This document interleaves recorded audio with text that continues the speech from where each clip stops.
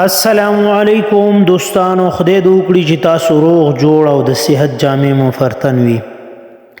نن زه تاسو سره یو څو احادیث او همداراز د اولیاء الله چې کومې ویناوې دي له تاسو سره شریکوم. کوشش وکړئ چې مخکې شیر کړئ او له ملګرو سره شریک کړئ. رسول الله صلی الله علیه وسلم فرمایلی د قیامت په ورځ به ما ته نږدې خلک د شفاعت لپاره هغه وي چې پر ما یې زیات درود استولی وي. رواه ترمذی. یعنی قیامت فورج به رسول الله صلی الله علیه وسلم ته تر ټولو نږدې هغه خلک وي چې زیات درود په پیغمبر علیه السلام باندې ویلی وي. پیغمبر علیه السلام فرمایي هر څوک چې بل چاته د فاسق نسبت وکړي او یا د کافر خطاب ورته وکړي مګر په هغه کې دا صفات نه وي نو فسق او کفر همدته راجع کیږي.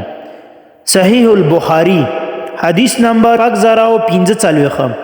مطلب که څوک چاته د فاسق نسبت کوي یا د کافر نسبت کوي او هغه کې دا صفات نه وي نو دا چې دغه صفات او دا خبرې به دغه کس ته راجع کیږي. قدرمنو بل حدیث ته رسول الله صلی الله علیه وسلم فرمایلی دي په خوشحالی سره صدقه او خیرات ورکول د الله تعالی غصه او غضب حراموي. صحیح الجامع حدیث نمبر سره ذکر شوی دی.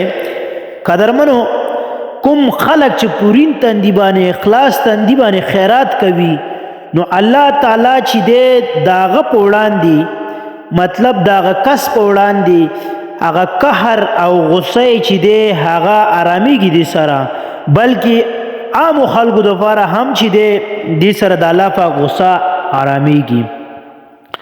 قاب رحمت الله علیه وایي چا که د الله له ویرې په خپله ګناه وژړله بخښنه به ورته وشي. یعنې د الله له ویرې چې هر څوک وژاړي نو الله پاک یې ګناهونه معاف کوي. بل ځای کې بیا رسول الله صلی الله علیه وسلم فرمایلی دي هغه سړی جنتی دی چې په خپلوانو او هر مسلمان باندې مهربانه زړه سوانده او نرمی کوونکی وي. دا حدیث صحیح البخاری روایت کړی دی.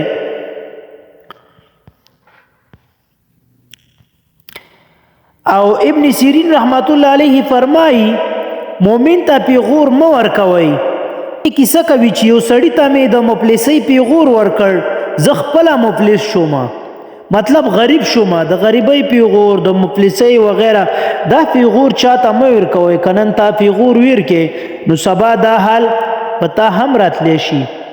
حسن البصري رحمت الله علیه وایي یو څوک چې په کوم غم مصیبت کې راګیر شي او تر 3 ورځو پورې پټ کړي او هیڅ چاته شکایت ونه کړي نو الله جل جلاله به په هغه باندې خپل رحمت وکړي.